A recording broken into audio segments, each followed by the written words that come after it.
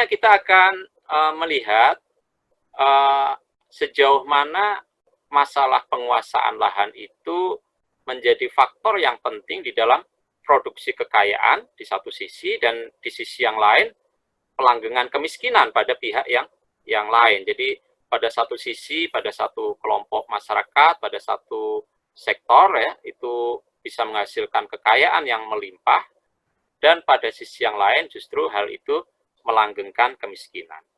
Nah, saya akan berangkat dari naskah Bank Dunia ya tahun 2008. Pada tahun 2008 Bank Dunia mengeluarkan laporan pembangunan dunia. Jadi setiap tahun Bank Dunia itu mengeluarkan laporan pembangunan ya, laporan pembangunan di dunia, tetapi dengan fokus yang berbeda-beda. Nah, khusus untuk tahun 2008 fokusnya adalah agriculture for development. Jadi bagaimana pertanian itu berperan besar di dalam pembangunan. Dan tema ini menandai kebangkitan kembali sektor pertanian ya.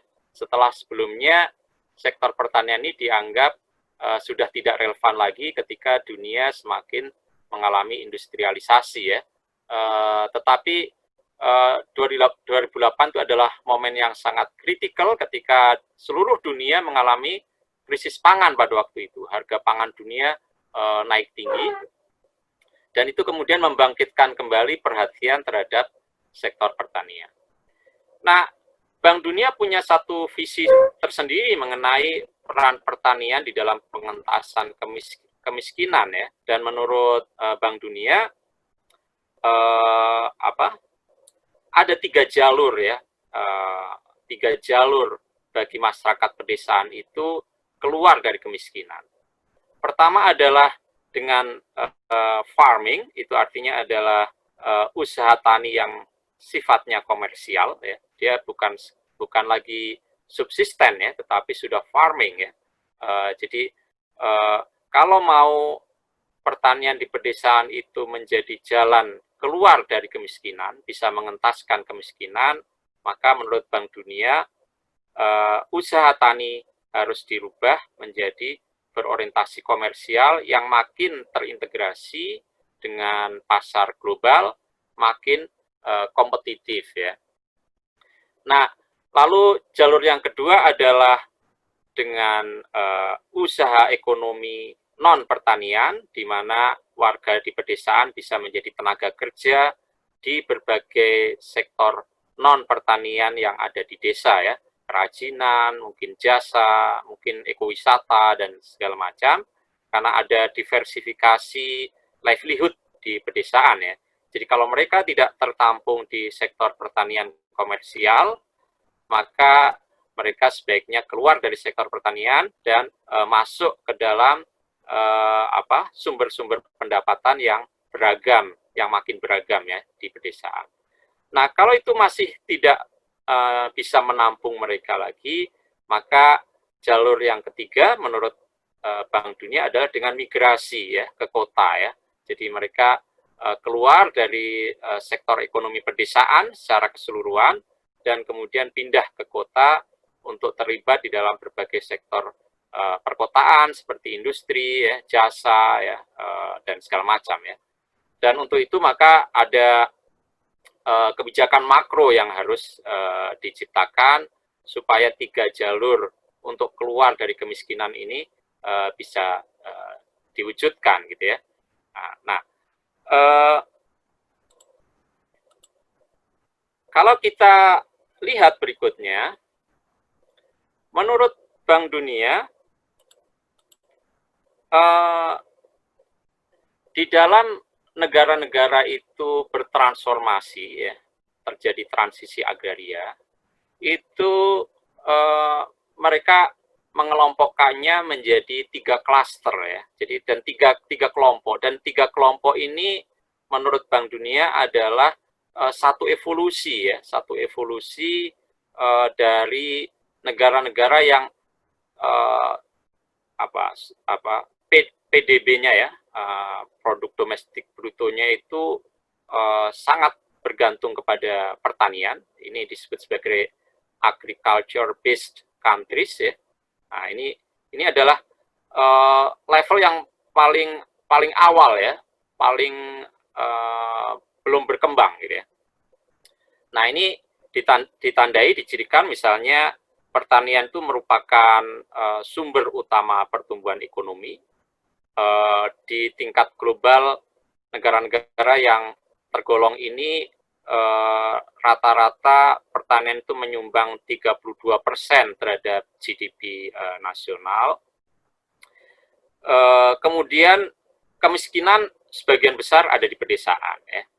Nah, ini ada beberapa negara di sini yang disebutkan termasuk di dalam agriculture based countries ya. Lalu negara yang kedua, ini yang menurut Bank Dunia tahapnya sudah lebih maju, adalah negara-negara yang sudah bertransformasi ya. Jadi kalau di sini negara-negaranya ini masih sangat bergantung pada sektor pertanian, sektor jasa, industri belum maju, sehingga kalau kita lihat kontribusi pertanian pada pertumbuhan, maka negara-negara ini kontribusi pertaniannya masih sangat tinggi ya. Ada yang hampir mencapai 80 ini negara-negara ini. Saya nggak hafal nih singkatan-singkatannya ya. Tetapi ketika kontribusi pertanian itu makin menurun seiring dengan berkembangnya sektor ekonomi yang lain, maka dia mulai masuk ke transforming countries ya. Ini negara-negara yang makin kecil kontribusi pertaniannya dan angka kemiskinan pedesaannya juga semakin turun, tetapi masih sangat besar ya. Jadi kemiskinan di pedesaannya itu ada di sumbu yang X ini, yang kontribusi pertanian yang Y ini. Nah, di sini Indonesia termasuk di dalam negara-negara yang sedang bertransformasi ini menurut Bank Dunia, dan posisi Indonesia adalah semula ada di sini gitu ya, dan kemudian dia ke sini gitu ya. Jadi Indonesia bahkan sejak awal gitu ya, sejak tahap yang agak awal gitu sudah banyak tidak bergantung kepada sektor pertanian. Dia posisinya ada di sini, dan sekarang pada saat tulisan ini dibuat tahun 2008 posisinya di sini. Jadi negara-negara yang bertransformasi ini sektor pertanian kontribusinya sudah menurun, tapi kemiskinannya masih tetap dominan di pedesaan ya. Dua klaster ini, dua kelompok ini kemiskinannya masih banyak berpusat di pedesaan. Angkanya ada di sini. Nah, evolusi yang tahap akhir menurut Bank Dunia adalah yang disebut sebagai negara-negara yang sudah terurbankan ya, yang semakin mengkota gitu ya. Misalnya Brasil itu dari posisi di sini dia ke sini ya. Jadi ini ditandai dengan sektor pertanian sudah kecil kontribusinya, dan kemudian kemiskinan di pedesaan juga makin kecil gitu ya. Nah, mereka masuk di sini. Nah, menurut Bank Dunia, bicara mengenai kemiskinan, bicara mengenai pertanian dan segala macam, bicara mengenai pertumbuhan ekonomi, itu harus mengikuti 3 tahap ini. Jadi ini seperti evolusi yang sifatnya linier gitu ya, yang deterministik ya. Ini mengingatkan kita seperti Rostow ya, mengenai teori pertumbuhan itu ya, yang juga mengikuti tahap-tahap itu. Jadi ini sangat linier, sangat deterministik, dan tidak dipertanyakan sebetulnya siapa yang kemudian bisa mengalami transformasi ya dari sektor pedesaan ke perkotaan, itu siapa ya, siapa yang masih sanggup bertahan di pedesaan, siapa yang kemudian kaya dan siapa yang miskin di pedesaan, itu tidak dipertanyakan. Seolah-olah transisi ini bersifat deterministik dan linier. Nah, sekarang marilah kita menguji skenario yang dikemukakan oleh Bank Dunia ini. Sejauh mana skenario ini betul-betul mencerminkan kenyataan, atau kalau dia mencerminkan kenyataan, maka dia berlaku pada segmen masyarakat yang seperti apa. Nah, ini kita tadi tahu 3 rute keluar dari kemiskinan pedesaan yang disampaikan oleh Bank Dunia. Jadi usaha tani skala kecil, ini on farm ya, lalu usaha ekonomi non pertanian di pedesaan, ini artinya non farm, lalu kalau tidak bisa, migrasi keluar desa. Kalau kita belajar dari transisi agraria di Jepang, maka skenario itu memang terjadi, gitu ya. Skenario yang disampaikan oleh Bank Dunia itu terjadi. Kenapa demikian? Karena di Jepang itu pasca Perang Dunia Kedua, land reform berhasil dijalankan dengan paksa oleh Amerika Serikat sebagai pemenang Perang Dunia Kedua waktu itu, dan kemudian menguasai Jepang, gitu ya. Dan land reform itu dijalankan supaya Jepang tidak terseret kepada arus negara-negara komunis, gitu ya. Jadi ini preemptive land reform yang digunakan untuk menangkal land reformnya komunis, gitu ya. Jadi untuk menangkal Cina, Rusia, dan segala macam yang waktu itu juga sedang menjalankan land reform, tetapi land reformnya berciri kolektivisasi, ya. Jadi dijadikan usaha kolektif, gitu ya. Nah, sementara land reform yang dijalankan oleh Amerika Serikat di Jepang adalah land reform yang berbasis rumah tangga petani. Nah, karena land reform ini berhasil dijalankan, maka relatif penguasaan lahannya itu merata, ya. Jadi tidak ada petani yang tidak punya tanah sama sekali, tidak ada petani yang kepemilikannya terlalu sempit, ya. Dan kemudian pemilik tanah yang terlalu luas ini diambil dan kemudian dibagikan sehingga strukturnya lebih merata. Nah, karena struktur distribusi, ya, ketimpangan distribusinya berhasil dikoreksi melalui land reform. Ketimpangan distribusi artinya ketimpangan di dalam sektor pertanian rakyat, ya, itu berhasil dikoreksi melalui land reform. Maka apa yang disampaikan oleh Bank Dunia tadi, skenario Bank Dunia tadi itu memang berlaku, ya, di mana semua petani yang punya lahan besar itu akhirnya bisa menghasilkan surplus, ya. Ini on farm-nya, ya. Dari usaha pertaniannya itu mereka mendapatkan pendapatan, dan pendapatannya ini surplus. Jadi melebihi dari kebutuhan-kebutuhan dasar, melebihi dari modal yang dikeluarkan untuk usaha pertanian, sehingga mereka memperoleh surplus. Jadi baik petani yang relatif kaya maupun petani yang menengah, semuanya mengalami surplus. Tidak ada petani kecil dan petani tanpa tanah, ya. Nah, dari surplus inilah yang kemudian digunakan mereka untuk membangun lebih lanjut, ya, diinvestasikan kembali ke pertaniannya, membeli traktor, meningkatkan teknologi, ya, meningkatkan kualitas benihnya dan segala macam itu. Sehingga dari situ investasi pertaniannya berlangsung dengan baik. Dan itu artinya apa? Kemudian mereka akhirnya bisa menghasilkan surplus yang lebih besar lagi, dan itu diinvestasikan di off-farm, ya. Dan pada akhirnya juga ke non-farm. Itu kemudian mengapa skenario usaha tani skala kecil berorientasi komersial itu bisa hidup di Jepang, dan pada saat yang sama usaha-usaha non-farm-nya itu berkembang. Dan berkembangnya itu karena faktor-faktor di internal di pedesaan itu sendiri, ya. Karena apa? Karena non-farm-nya ini juga berkembang dari investasi on-farm ke off-farm dan off-farm ke non-farm. Artinya apa? Artinya yang non-farm ini bukan di drive, ya, dihasilkan dari kekuatan-kekuatan luar, misalnya ada investor besar atau apa. Ya tentu saja ada, tetapi di masyarakat sendiri investasi-investasi itu juga terjadi, sehingga integrasi on-farm, off-farm, dan non-farm itu terjadi, ya. Jadi ini merupakan tahap-tahap konsolidasi dan ekspansi, ya. Mereka semula mengkonsolidasi di sini, surplusnya lebih lagi ekspansi ke sini, dan akhirnya bisa ekspansi ke sini. Nah, ini yang terjadi di Jepang. Lantas, apa yang terjadi di Indonesia? Di Indonesia, kita tahu land reform tidak dijalankan, ya, gagal dijalankan. Tahun 65 bahkan kemudian terjadi tragedi, sehingga land reform kemudian dihentikan, ya. Tanah-tanah yang sudah dibagi bahkan diambil alih lagi, ya. Sehingga struktur ketimpangan ini masih sangat besar di Indonesia, berbeda dengan yang di Jepang tadi yang sudah berhasil dikoreksi.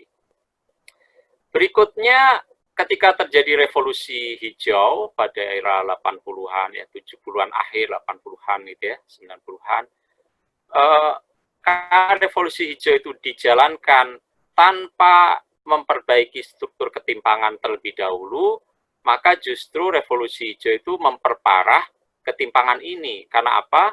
Karena yang bisa mengakses program revolusi hijau yang sangat padat modal itu adalah petani-petani kaya dan menengah. Akhirnya petani miskin karena tidak punya modal, banyak juga yang hanya menjual lahannya ya, karena sudah tidak terlalu efisien lagi.